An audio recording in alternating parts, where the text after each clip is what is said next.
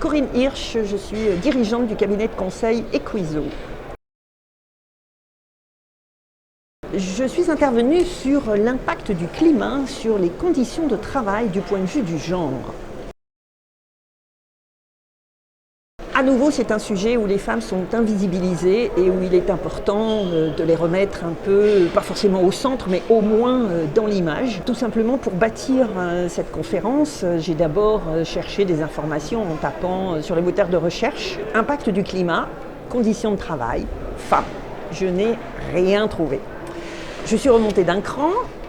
Impact du climat sur les conditions de travail, j'ai pas trouvé grand-chose. Et là, je me suis dit que c'était important de se mettre à apporter un peu de connaissances pour que tout le monde s'en sente porteur et porteuse. Ce qu'on découvre classiquement, c'est que de par l'invisibilisation, le sujet des femmes ne monte pas dans les prérogatives des partenaires sociaux qui négocient sur le sujet, ou alors dans les sujets de prévention. Les problématiques spécifiquement femmes ne sont pas prises en compte. Une façon d'illustrer, si on fait le lien avec la pénibilité au travail des femmes ou des métiers dans lesquels les femmes sont concentrées, par exemple les métiers de la petite enfance, on ne pense pas que c'est un métier pénible puisqu'on pense que les femmes, naturellement, elles savent s'occuper des enfants. Or, un bébé, ça pèse 5 kg au début, 10 kg à la fin, et quand vous levez et descendez un bébé, vous avez porté des charges très fortement dans la journée, autant qu'une personne qui travaille dans le bâtiment, en général un homme qui porte des sacs de ciment. Donc déjà, les femmes sont invisibilisées dans la pénibilité. Si on rajoute la dimension impact du climat, et par exemple la chaleur, à partir du moment où on ne pense pas à ces métiers pénibles, on oublie aussi les femmes quand il s'agit de parler de l'impact de la chaleur, par exemple, sur leurs conditions de travail.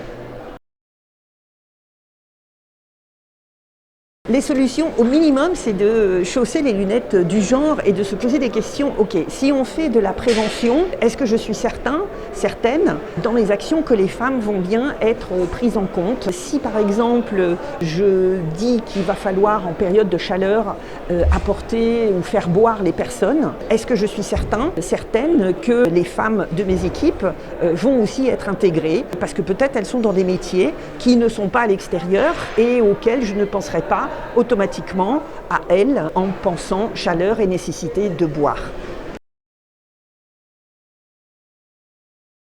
La mauvaise nouvelle, quand j'ai bâti cette conférence sur l'impact du climat, conditions de travail et impact sur les femmes, je n'ai trouvé aucune information. La bonne nouvelle quand même, c'est que depuis la canicule de 2022, les pouvoirs publics se sont emparés du sujet, les partenaires sociaux aussi, les études commencent à arriver et les mesures commencent à se mettre en place. La mauvaise nouvelle, c'est que les femmes n'y sont pas.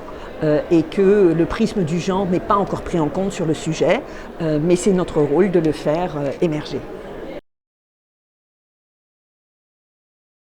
Lorsqu'on parle impact du climat sur les conditions de travail, on pense souvent d'abord aux métiers de l'extérieur. Or, les métiers de l'extérieur, les métiers du bâtiment, les métiers du transport sont principalement occupés par des hommes. Les femmes qui sont davantage à l'intérieur, qui sont dans les métiers de l'aide à la personne, les métiers du soin, on n'imagine pas qu'elles vont subir un impact de leurs conditions de travail par la chaleur.